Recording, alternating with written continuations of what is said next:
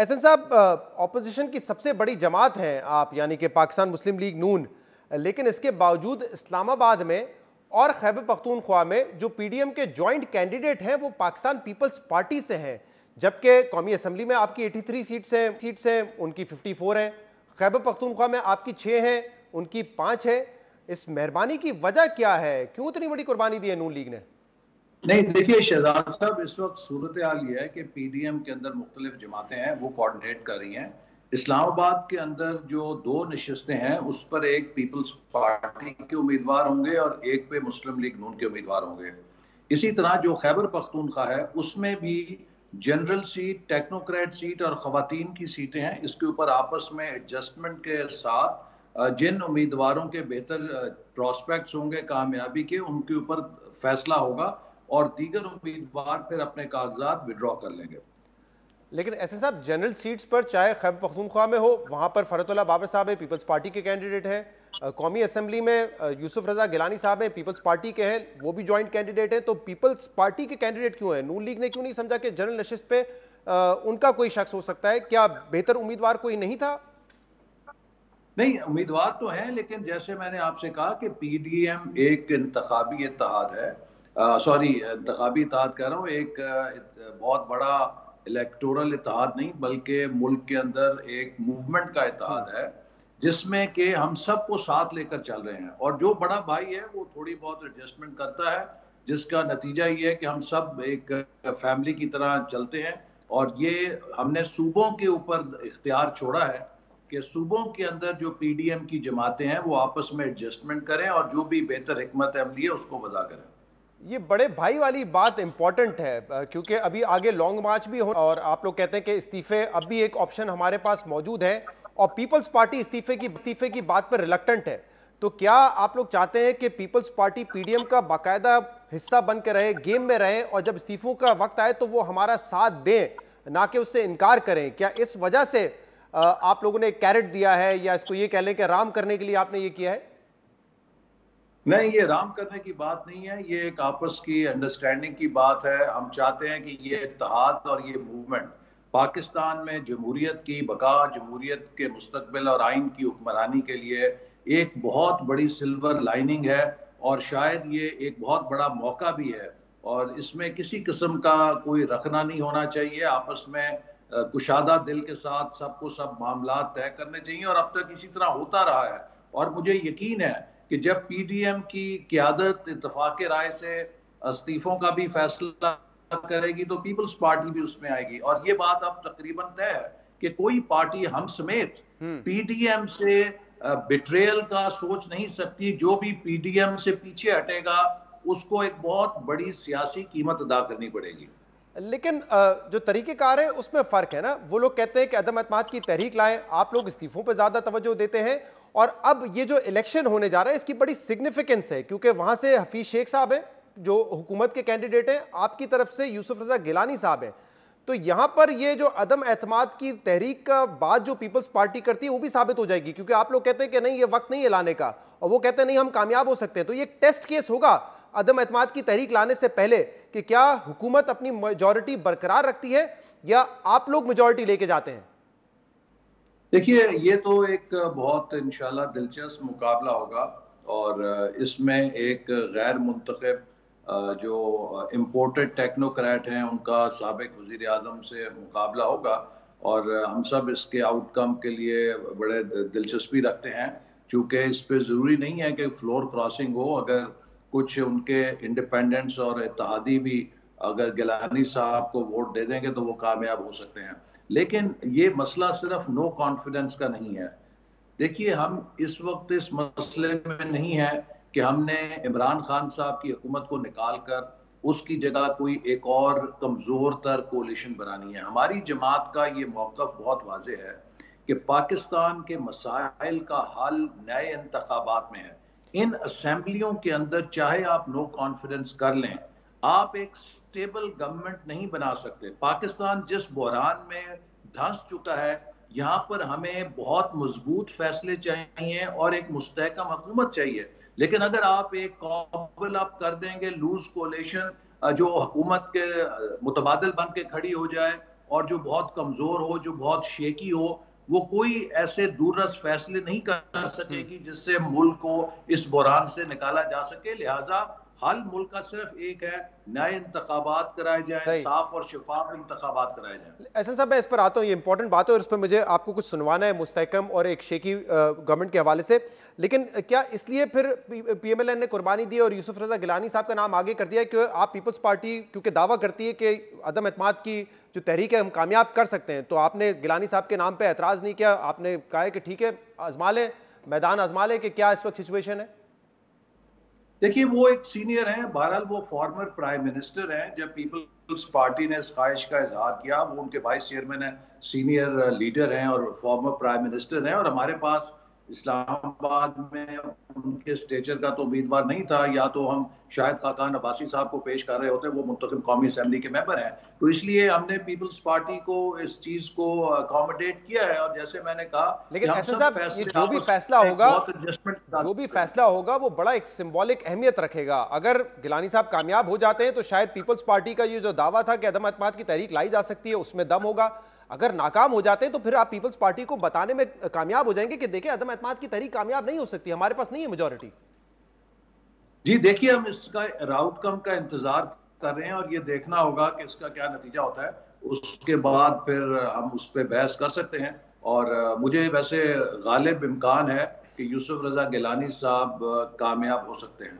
अच्छा अच्छा, गिलानी साहब, ऐसा साहब ये मुझे बताइएगा कि क्या वजह है कि जब इतनी अंडरस्टैंडिंग है तो पंजाब में पीपल्स पार्टी के सिर्फ 7 एमपी हैं, वो अपना सेनेटर मुंतखब नहीं करवा सकते, लेकिन वहां उन्होंने अपना कैंडिडेट खड़ा किया है। उन्होंने ये नहीं किया कि आपको सपोर्ट कर देते, आपके किसी कैंडिडेट को 7 वोट दे देते।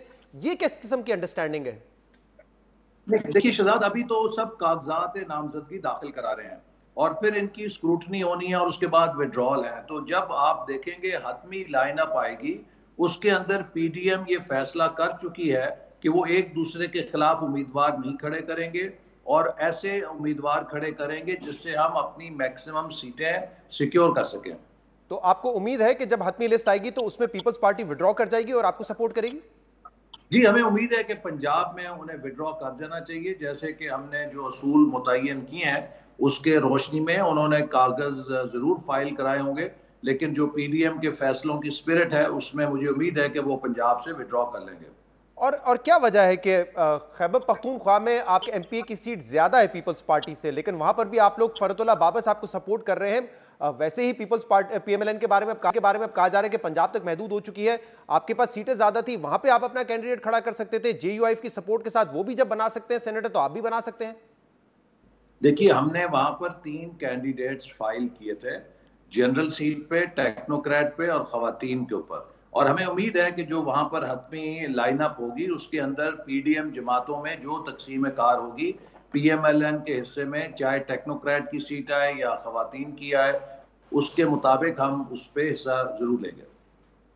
सही। एहसन इकबाल साहब, क्योंकि आप अभी ये बात कर रहे थे कि मुस्तकम हुकूमत नहीं है और एक शेकी इस वक्त सिस्टम है, नहीं कर सकता, मैं आपको एक ये शॉर्ट सुनवाना चाहता हूं डॉक्टर अशफाक हसन साहब का है, जो कि इस वक्त हुकूमत की माशी पॉलिसीज के सबसे बड़े नाकिद नजर आते हैं, लेकिन वो आपके दौरे हुकूमत के हवाले से क्या बात कर रहे हैं ये सुन लीजिए, इसके बाद मैं आपसे सवाल करूंगा। देखिए, 2017 में मैंने उस वक्त लिखा था कि जिस तरीके से हालात को ख़राब किया जा रहा है तो ये बिल्कुल नज़र आ रहा है कि ये हम आईएमएफ की तरफ हमें लेके जाया जा रहा है। उन्हें अंदाज़ा हो गया था कि शायद कि हमें अगली गवर्नमेंट ना मिले, तो जाने से पहले इतने हालात को ख़राब कर दो कि आने वाला भी जो है ना वो उसको संभाल ना सके और हम अच्छे नज़र आने लगे। और यही हुआ। इस तरीके से हमारा इंपोर्ट्स बढ़ रहा था ना, 13-14 से लेकर 15-16 तक देखेंगे ना, $41 बिलियन, वो फंसा हुआ था $41 बिलियन पे हमारा इंपोर्ट। उसके आगे भी बहुत तेजी से बढ़ना शुरू हुआ इंपोर्ट। हम उसको, अगर हम चाहते थे मईशत को बेहतर करना तो हम उस वक्त रोक सकते थे उसको। एहसन साहब, इस इंटरव्यू में उन्होंने इंपोर्ट के अलावा 2-3 बातें और कही। मिसाल के तौर पर उन्होंने कहा कि जो टैक्स छूट थी वो 4 लाख जिसकी आमदनी थी उस तक थी, उसको बढ़ा के आखिर में बिल्कुल 12 लाख तक कर दिया गया। इस तरह के कई, इसका आपको पता था खमियाजा आने वाली हुकूमत को भुगतना पड़ सकता है, तो क्या ये जानबूझ के स्ट्रेटजी आप लोगों ने बनाई थी? क्योंकि आपको पता चल गया था हुकूमत आपकी नहीं आनी है?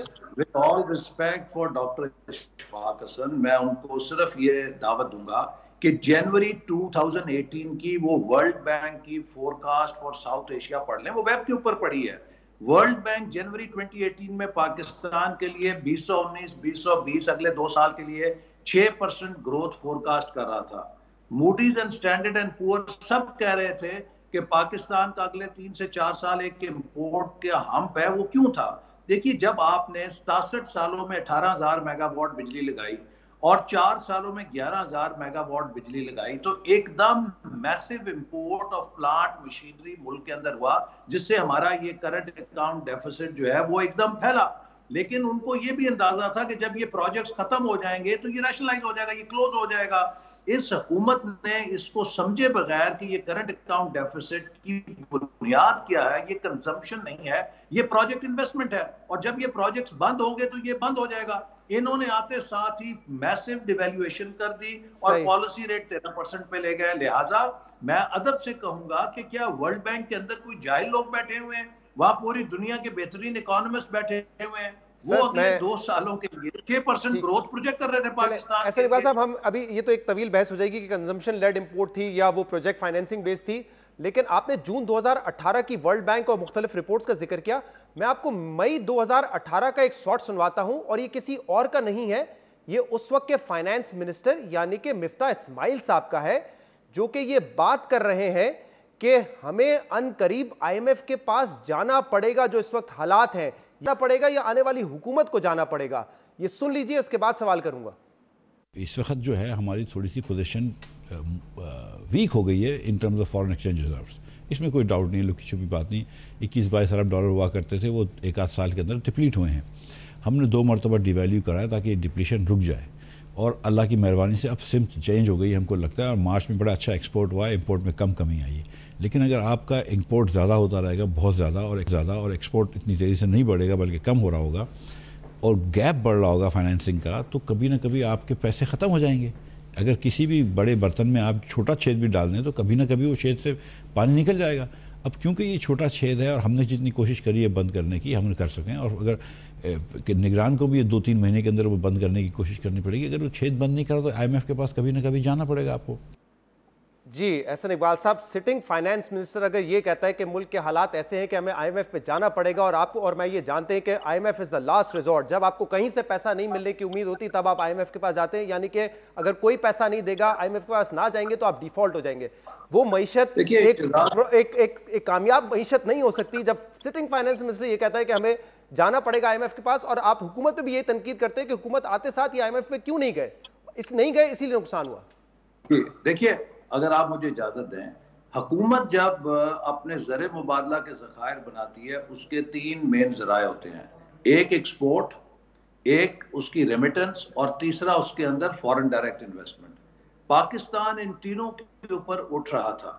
जब 2017 में नवाज शरीफ साहब के खिलाफ एक फैसला किया गया, मैन्युफैक्चर किया गया, हुकूमत का एक कू किया गया उनके खिलाफ, और इसके बाद दुनिया भर में ये खबरें छपनी शुरू हुई कि यहाँ पर किसी सतह पे फैसला कर लिया गया है कि PMLN हुकूमत को दोबारा नहीं आने देना और अगले इलेक्शन में एक तब्दीली लाई। तो वो तमाम इंटरनेशनल इन्वेस्टर जो बड़ी तेजी से मोबिलाइज हो रहा था फॉरेन डायरेक्ट इन्वेस्टमेंट के लिए, वो रुक गया, उसने हाथ खींच लिए कि भाई let us wait for the change, let's see what is the new government.